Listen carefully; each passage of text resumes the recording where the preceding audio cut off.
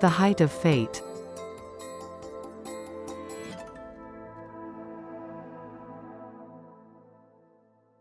When I studied human fate, I noticed some key points that determine fate.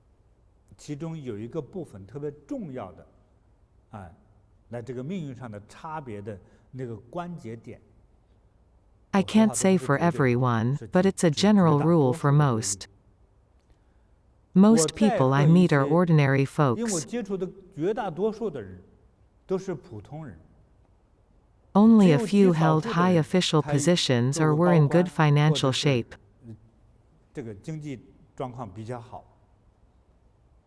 What was different about them was not the amount of money they had. Great achievers have a mindset unlike that of ordinary folks.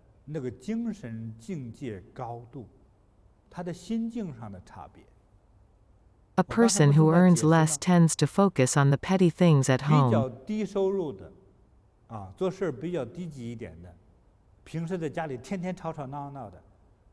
What do they argue about?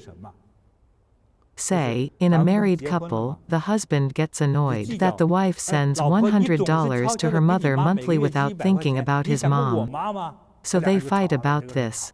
They argue about who should feed the dog. Their children got bad grades. It's your fault. You didn't raise our kids properly and care for them. Look at how much better other parents are. They run each other down. They argue about trivial things in their family. They get overly upset about their kids' exam scores. It's quite shallow.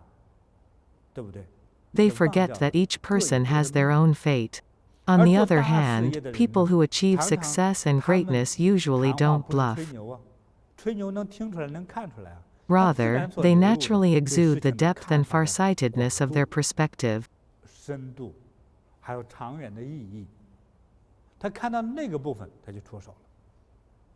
An achiever deals with things differently and gets better results. They usually think in a macro way. What does that mean? They think about life from a wider and deeper perspective.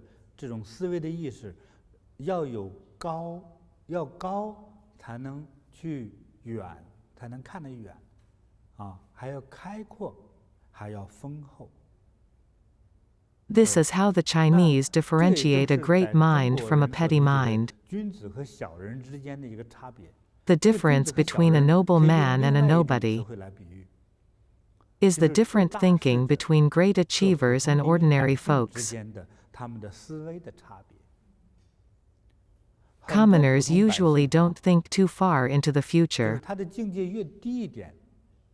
They are concerned with things that will happen soon. Wise people usually think with farsightedness.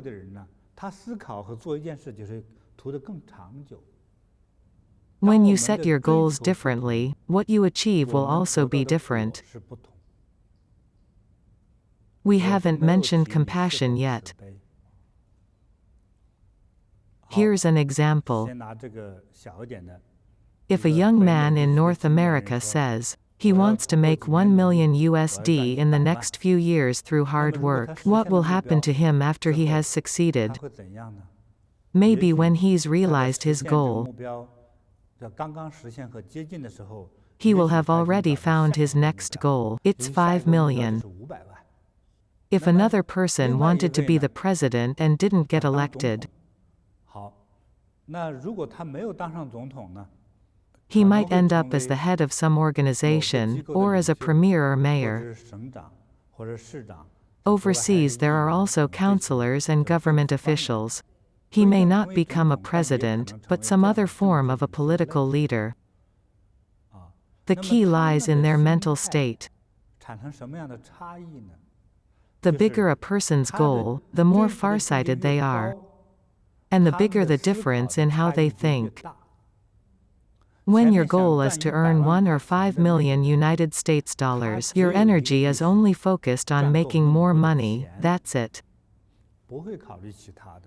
So all your actions and thinking, both at work and at home,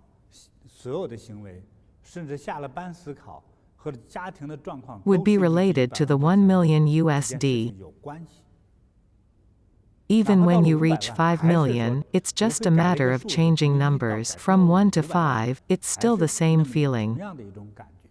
When money is all you're after, your mental state is not that high. You are just after money.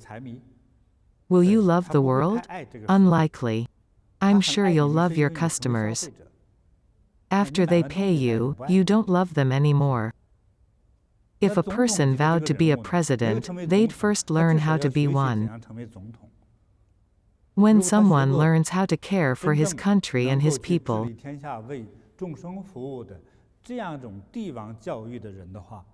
even if they don't become a president, they will become an outstanding figure who loves the people. His mental state is completely different. When you vow to love the world, you either end up with a healthy body and mind, or are destined to become a world leader to benefit your people. Fate is affected by the height of our state of mind.